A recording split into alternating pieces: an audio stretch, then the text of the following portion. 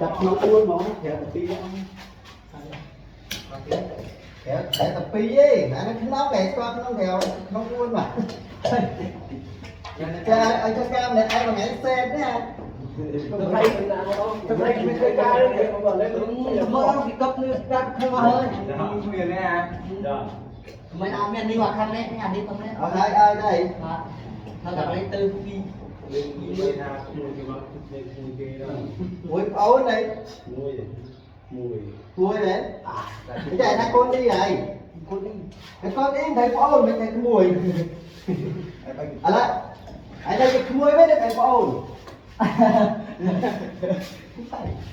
mà thằng con ngon đấy mà thấy cái mùi ấy nè con mùi ôi con mùi vậy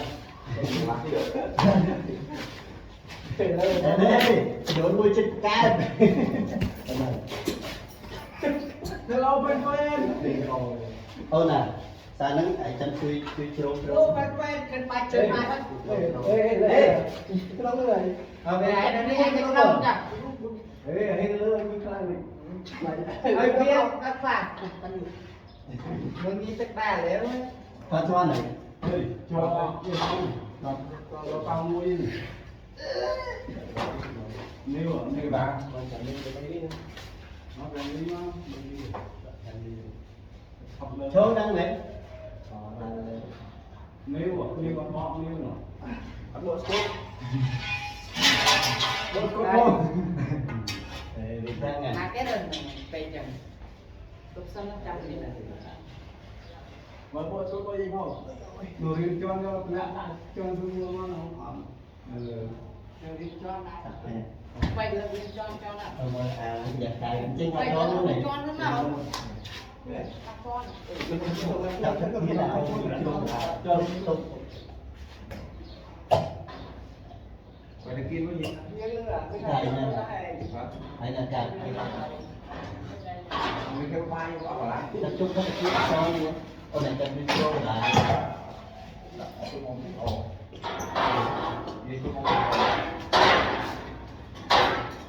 cho anh đây ngoài khác kia nè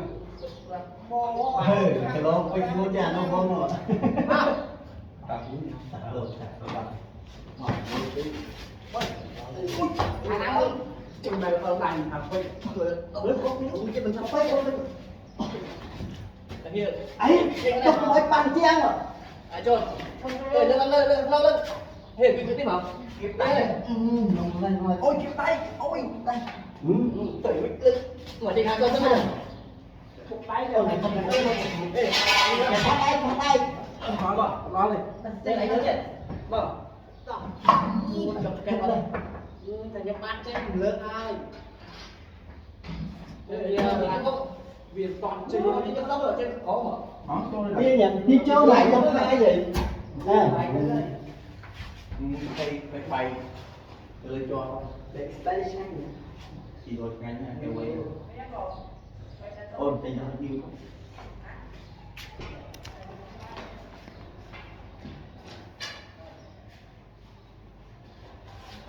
ôi lên cơn không phải nha nhưng quay là ăn hai cây để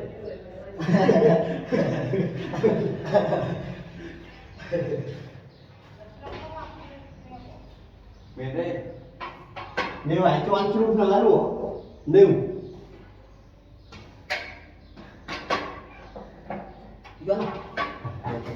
chọc cá mấy nữa cả tú là những pin nhé